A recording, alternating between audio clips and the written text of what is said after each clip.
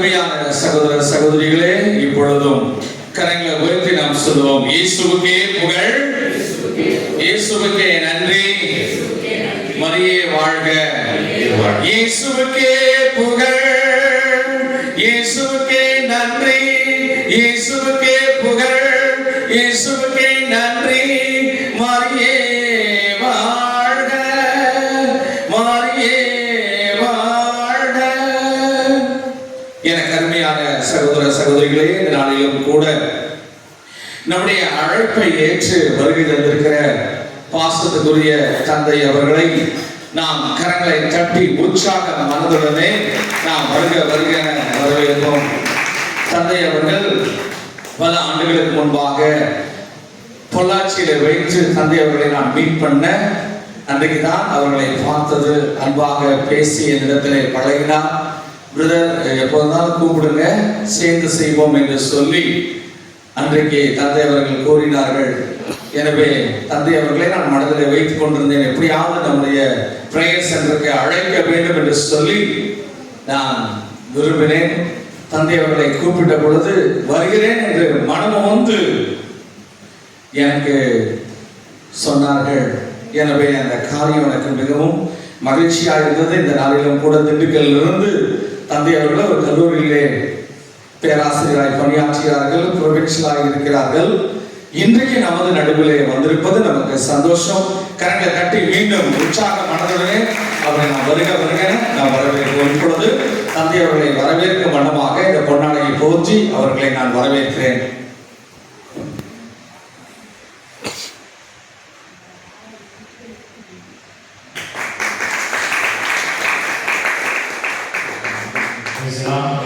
அந்த வசனம் இன்றைக்கு நமக்காக ஆண்டவர் கொடுத்திருக்கிற இந்த இறை வார்த்தை, இந்த வார்த்தை ஒரு மிகப்பெரிய ஒரு ஆழமான ஒரு நம்பிக்கையின் வார்த்தையாக இருக்கிறது. இந்த வார்த்தை எரேமியா தீர்க்கதரிசி வழியாக மட்டுமல்ல, மாறாக ஆண்டவரை நம்பி இருக்கிற ஒவ்வொருவருக்குமே அவர் சொல்லக்கூடியது, நான் உனக்கு நலம் அருளுவேன். நம்ம எல்லாருக்கும் இந்த நலம் என்று சொல்லக்கூடியது எதை குறித்து சொல்கிறது என்று சொன்னால், இறைவனோடு இணைந்திருக்கிற வாழ்க்கை. எப்பொழுது நமக்கு நலம் வரும், எப்பொழுது நமக்கு மீட்பு வரும், எப்பொழுது நமக்கு விடுதலை வரும், எப்பொழுது நமக்கு ஆசீர்வாதம் வரும் என்று சொன்னால், நாம் ஆண்டவரோடு இணைந்திருக்கக்கூடிய ஒரு வாழ்க்கை. விவிலியத்தில் நீங்க எடுத்து வாசிச்சு பாருங்க. ஆபிரகாம் லோத்து இவர்களை குறித்து சொல்லப்படுகிறது. ஆபிரகாம் லோத்து அவர்கள் இருவருமே கடவுளால் அன்பு செய்யப்பட்ட மனிதர்கள். ஆனா பாருங்க, ஒரு சின்ன டிஃபரன்ஸ் என்னது, ஆபிரகாம் ஆண்டவரால் அதிகமாக அன்பு செய்யப்பட்ட மனிதராக இருந்தார். லோத்துவை அன்பு செய்தார். ஆனா என்னது, லோத்து என்ன பண்ணியிருந்தாரு, அவர் தன்னுடைய வேறொரு பாதையை தெரிந்து கொண்டு போய்விடுகிறார். ரெண்டு பேருக்குமே நல்லதைத்தான் அவர் வைத்திருக்கிறார், நன்மைகளைத்தான் அவர் வைத்திருக்கிறார். மனிதன் தெரிந்து கொள்ளக்கூடிய ஒன்று இருக்கிறது. நம்முடைய வாழ்க்கையை நம்ம எதை தெரிந்திருக்கிறோம் என்பது முக்கியம். பல நேரங்களில் நன்மையை தெரிந்திருக்கிறோமா அல்லது தீமையின் அருகிலேயே நாம் இருந்து கொண்டிருக்கிறோம், தீமையோடு நாம் பயணம் செய்து கொண்டிருக்கிறோம்.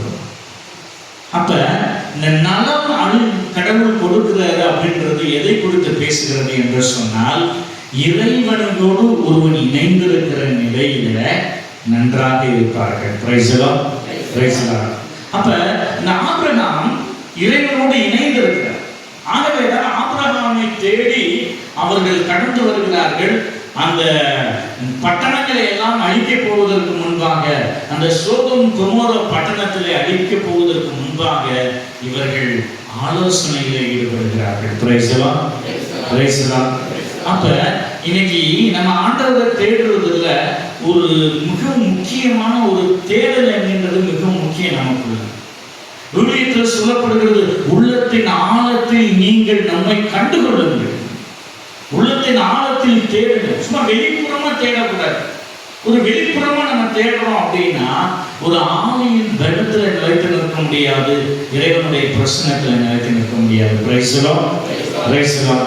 அப்ப இன்னைக்கு ஒரு மனிதன் சுகமா இருக்கணும், நலமா இருக்கணும், நல்லா இருக்கணும் அப்படின்னா அதுக்கு முதல்ல என்னன்னா இறைவனின் பிரசன்னம். இறைவனின் பிரசன்னம். அந்த இறைவனின் பிரசன்னத்தை தான் சொல்லப்படுகிறது, நான் உனக்கு நலம் கொடுப்பேன். விவிலியத்தில் பல பகுதிகளில் சொல்லப்படுகிறது, கடவுள் நமக்கு சுகத்தை கொடுக்கிறார் என்று சொல்லப்படுகிறது, கடவுள் நமக்கு ஆசீரை கொடுக்கிறார் என்று சொல்லப்படுகிறது. நீங்கள் 1 பேதுருவின் புத்தகம் 2ஆம் அதிகாரம் 24வது இறைவசனத்தை எடுத்து வாசிங்க பார்ப்போம். 1 பேதுருவின் புத்தகம் 2ஆம் அதிகாரம் 24வது இறைவசனம் எடுத்து வாசிங்க பார்ப்போம்.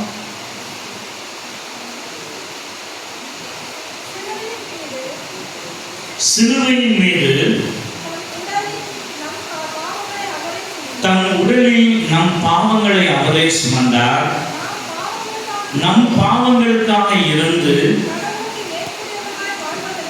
நீதிக்காக வாழ்வதற்காக இவ்வாறு செய்தார்.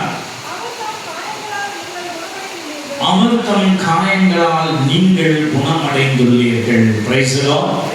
சொல்லுங்க, இயேசுவின் காயங்களால் நாங்க ஏற்கனவே குணமாயிட்டோம். சொல்லுங்க, சந்தோஷமா சொல்லுங்க.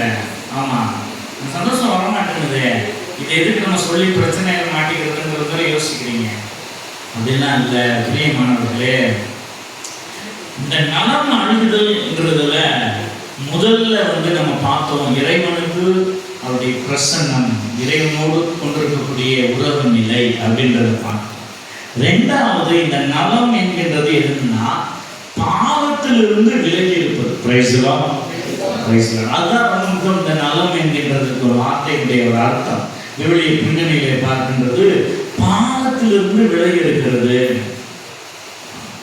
நாம் எல்லோருமே பாவிகள், எல்லாருமே நாம் பாவிகளாக இருக்கிறோம். ஒருவன் பாவம் செய்யவில்லை என்று சொல்கிறான் என்று சொன்னால் அவன் பொய்யன், அவன் உண்மைக்கு மாறாக இருக்கிறான். அவன் தான் சொல்லப்படுது. அதனால் நம்ம எல்லாருமே பாவிகள், அதனால பாவிகள் கூட்டத்திலே நம்ம இருந்துக்கலாம் அப்படின்னு நினைக்கக்கூடாது. சில பேர் எப்படி அந்த எலியா தீர்க்கதரிசி அந்த சூறைக்கு அந்த செடிக்கு அடியில் படுத்துக்கிட்டு என்ன சொன்னாரு, நான் வாழ்ந்தது போதும், என் உயிரை நீங்கள் எடுத்துக்கொள்ளும் அப்படின்னு சொல்லிட்டு இருக்கிறார்.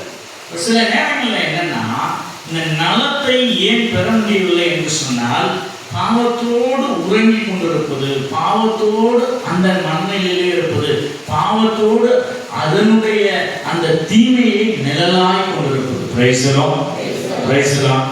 அப்ப அந்த தீமையை நிழலாக்கி கொள்கிறார்கள், அந்த துன்மார்க்கத்தை அவர்கள் சேற்றை போல் பூசிக் கொள்கிறார்கள், அந்த இருளிலே அவர்கள் தங்களை முடக்கிக் கொள்கிறார்கள்.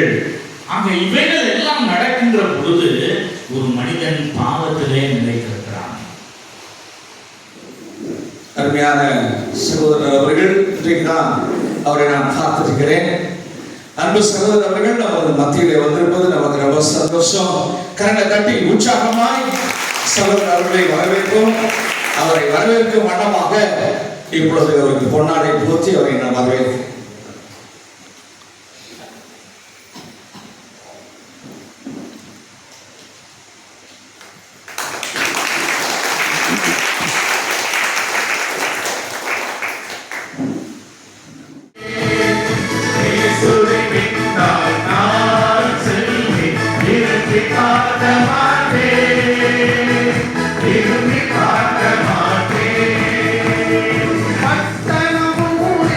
கடவுள்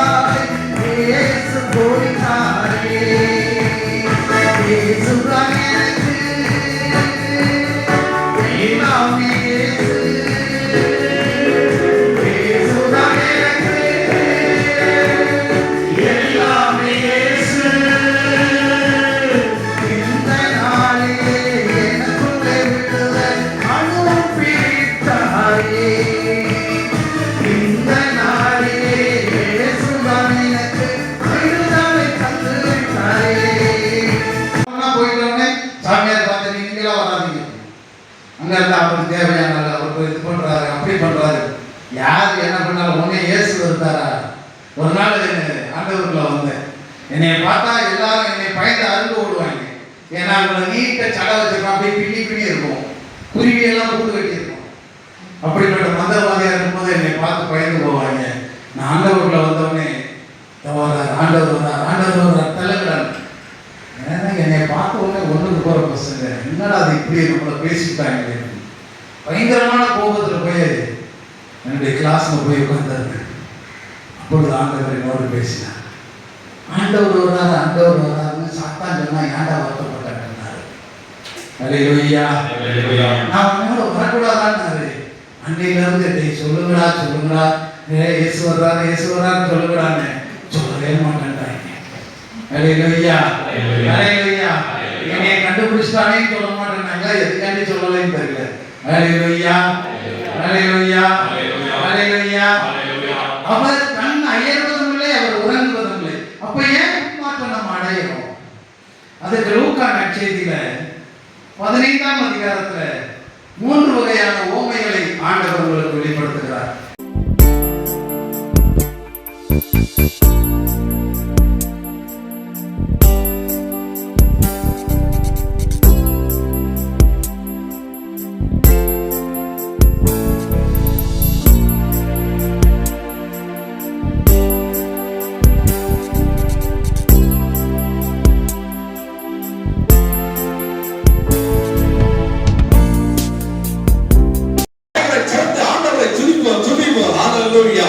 வல்லமையின் ஆவியானவர் என்னுள் வந்துவிட்ட காரணத்தினால் பொல்லாத சாத்தான ஒரு சொல்லாத விரட்டி விட்டேன். வல்லமையின் ஆவியானவர் என்னுள் வந்துவிட்ட காரணத்தினால் பொல்லாத சாத்தான ஒரு சொல்லாத விரட்டி விட்டேன். பாவனாவி எனக்குள்ளே அந்த பயாவை அணுகவதில்லை. பயாவை எனக்குள்ளே அந்த பயாவை அணுகவதில்லை. அன்பினாவி எனக்குள்ளே நான் அகற்றிவிட்டேன் கசப்புகளை. அன்பினாவி எனக்குள்ளே நான் அகற்றிவிட்டேன் கசப்புகளை. அவை வல்லமையின் ஆவியானவர் என்னுள் வந்துவிட்ட காரணத்தினால் சொல்லாத சாத்தான ஒரு சொல்லாத விரட்டி விட்டேன்.